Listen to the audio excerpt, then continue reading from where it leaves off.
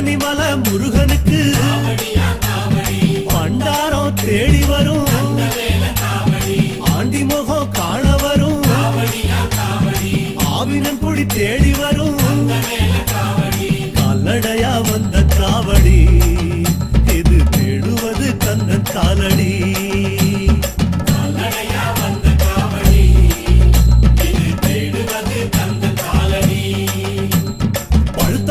தேடுதப்பா பாலதண்ட பாணி கேட்ட நல்ல முத்து வேலனுக்கு ஞானப்பழம் கேட்டு வரும்